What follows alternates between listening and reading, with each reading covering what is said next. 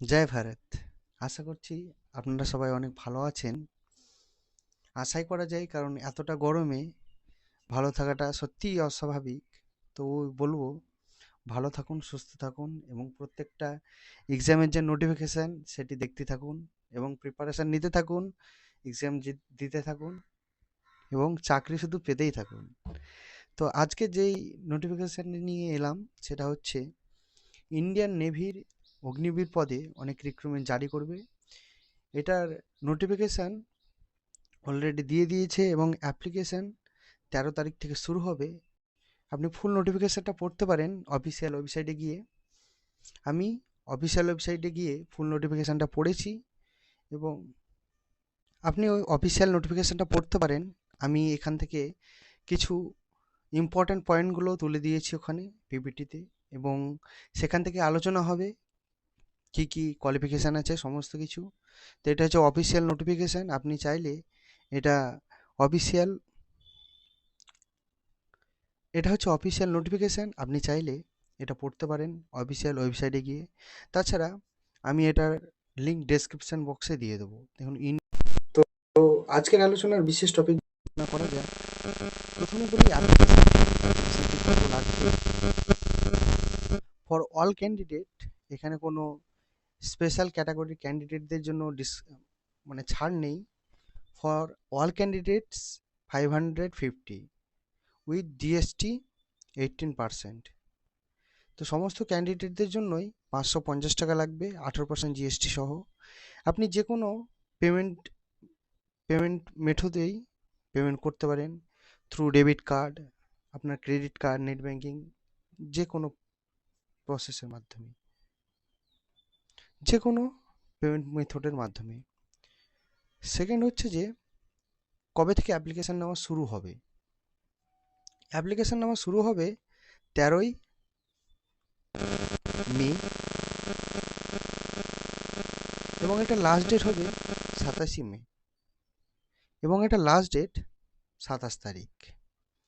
আরেকবার বলি, starting date হচ্ছে 13 তারিখ এবং এটা লাস্ট ডেট হচ্ছে 27 তারিখ। তো যেসব জুনিয়র ভাইরা আছো, যারা ম্যাট্রিকুলেশন পাস করলে তাদের যদি ইচ্ছে হয় আবেদন করার, অবশ্যই করো আবেদন।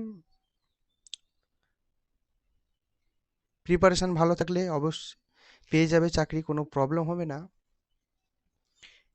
কিন্তু একটা বিষয়ে ধ্যান রাখবে যে তোমার এজ লিমিটটা কত, মানে অর্থাৎ এজ লিমিটটা কত লাগবে।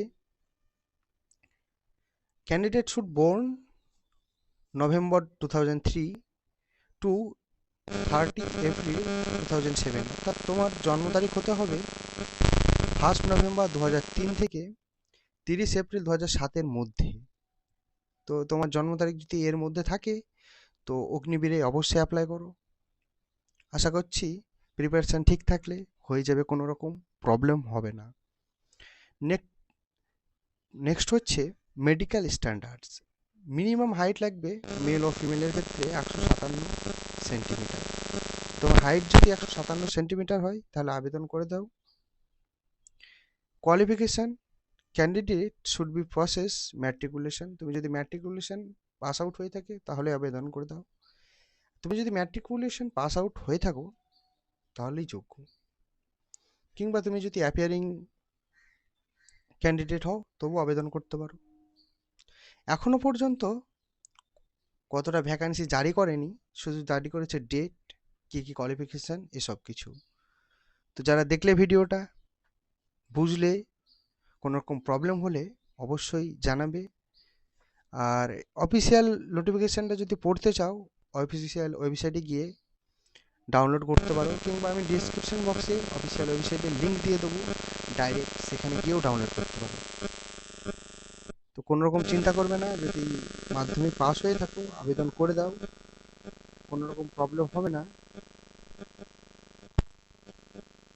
আর আবেদন করতে যদি ইচ্ছে হয় যে মোবাইলের সাহায্যে আবেদন করব, অবশ্যই জানাবে, মোবাইলের সাহায্যে আবেদন করার পদ্ধতিও বলে দেবো। আজকের ভিডিওতে এতটুকুই। ভালো থেকো, ভালো রেখো। জয় ভারত।